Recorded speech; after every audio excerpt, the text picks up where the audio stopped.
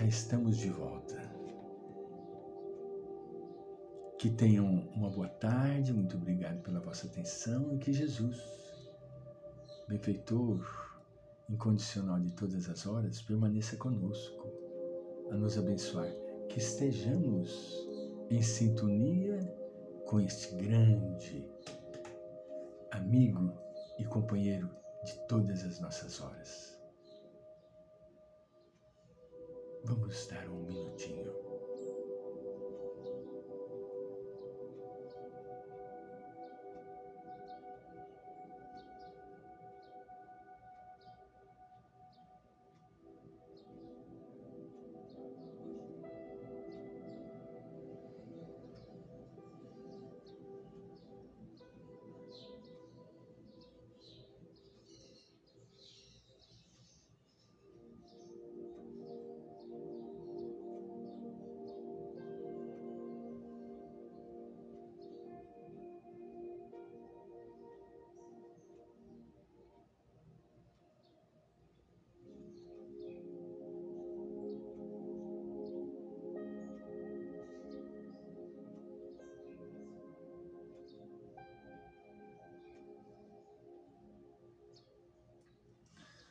Muito bem. Vamos entrar então no subitem que irá tratar sobre compensação. Nós estávamos dizendo que o organismo estabelece compensações. Isso é estudado, comprovado na ciência, as compensações orgânicas. Um exemplo, um rim em processo de debilidade é substituído pelo outro rim que irá exercer funções necessárias ao organismo, né? O único órgão que fica difícil são os órgãos ditos como órgãos letais, né? Coração, fígado e outras partes, né? Mas o rim, mesmo o pulmão, não é? E demais outros conseguem fazer a substituição sem nenhum problema, né? Mesmo os membros, né? O indivíduo que perde um braço, acaba, se ele escrevia com a mão direita, perde o braço direito, ele passa a desenvolver a escrita com a esquerda por causa da compensação que o organismo estabelece. Isso daí é natural. Isso é natural, né? Mas o que é mais importante que a gente venha a compreender é que essas compensações, elas geralmente são feitas pelo domínio do ego. Vamos ver o que Joana nos diz a respeito. Foi o admirável pai da psicanálise individual, Alfred Adler, quem, percebendo que um órgão deficitário é substituído pelo seu par, um pulmão enfermo ou um rim doente, estabeleceu que ocorre uma compensação correspondente na área psicológica. Olha que interessante. Ele não demonstrou na área física, na área orgânica, não. Na área psicológica.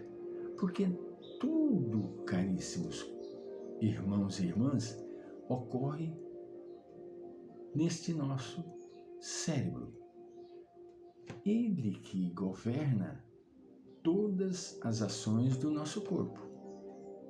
Por isso que é muito importante que nós tenhamos uma mente saudável, né? Pensamentos saudáveis. Joana sempre insiste em dizer para que a gente crie em nossas mentes, né, clichês mentais salutares. Por quê? Para fazer uso desses clichês e nos beneficiarmos com a energia magnética estética desses clichês, né? Ela continua. Grandes ases da cultura física tornaram-se atletas, porque buscaram compensar a fragilidade orgânica ou algum limite, entregando-se a extenuantes exercícios que lhes facultaram alcançar as metas estabelecidas. O mesmo ocorre nas artes, nas ciências, como muitos dos seus paladinos. Nós acabamos de dizer, o amigo que tinha o braço atrofiado e desenvolveu habilidade maravilhosa, compensando a limitação. Entende? Por quê? Porque o organismo compensa. E o mais sublime é a descoberta de Alfred Adler, que a mente é que faz essa compensação. A nossa mente, nós desconhecemos as grandes habilidades da nossa mente. Por isso é que ficamos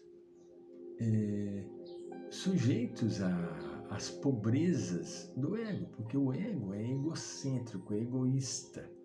Ele pensa somente em si. Ele não quer dividir as suas habilidades com absolutamente ninguém. É dele. Sou eu e depois sou eu. Isso é uma pena. Mas isso existe? Isso é verdade? Como não é verdade? Isso ocorre a miúde. Ela continua. Essa compensação se enraiza nos fulcros de algum conflito, nos leva a exagerar determinada tendência como fenômeno inconsciente, que nos demonstra o contrário. Olha que interessante. Vejamos bem. Um indivíduo que é tido como você... Hoje a gente chama de que as pessoas sofrem daquelas perseguições escolares e acaba levando ações legais complicadas, não é? Então a pessoa chamando e falando que a pessoa não, você é burro, a pessoa cria superações, ela se fortalece na limitação que ela aparenta e apresenta e cresce, se empodera e se liberta daquela limitação. Na minha infância, eu lembro muito bem quando a gente fazia jogo de futebol.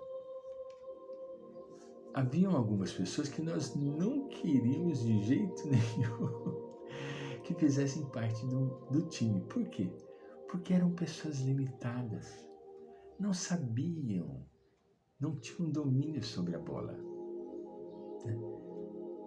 E, infelizmente, eles eram os últimos a serem escolhidos. Como tinha que ser escolhidos, eles eram os últimos. Essas perseguições, elas tiranizam. Elas tiranizam e acaba afetando emocionalmente a pessoa. Afeta a pessoa. A pessoa, se ela é uma pessoa introvertida, se ela não é extrovertida, não tem facilidade para se comunicar, se ela é tímida, gera uma patologia incômoda psíquica. Por isso que hoje as leis regem sobre isso, para que não ocorra essa perseguição, não é? Principalmente nas escolas, onde é muito comum acontecer. Nós estávamos com a nossa netinha no parque infantil semana passada. Estavam 3 meninos brincando, 2 meninas e um menino chegou, né? Aí começaram a correr daqui para lá, e o menino muito traquino, muito espertinho, dava o baile nas 2 meninas. Minha netinha um pouquinho gordinha e a outra também ficava para trás, né? Aí começaram a jogar uma castanhinha, que é um fruto do jacarandá mimoso do campo, e jogar para lá, jogar para cá, e aí falaram que era barata. Aí começaram a chamar a menininha de barata. A barata, barata, barata. Menino, eu entrei no meio da roda, porque a menininha explodiu de raiva, porque ela era menorzinha. Minha neta tem 8 anos, mas ela tem uma estatura acima dos 8 anos, né? Como ela era menorzinha, eu cheguei e falei, não, Maria Eduarda, não pode fazer isso. Isso é bullying, não pode, isso é uma coisa feia. Entende? Não faça mais isso. A menininha ficava desesperada, porque eles chamavam barata, barata, barata, barata. Entende? Isso é entristecedor. Quando leva na brincadeira, muito bem, mas a menininha, coitadinha, nova, não soube metabolizar. Começou a chorar. Isso desenvolve no íntimo da criança uma marca negativa. Voltaremos a comentar isto no próximo videozinho, para encerrar esse patinho.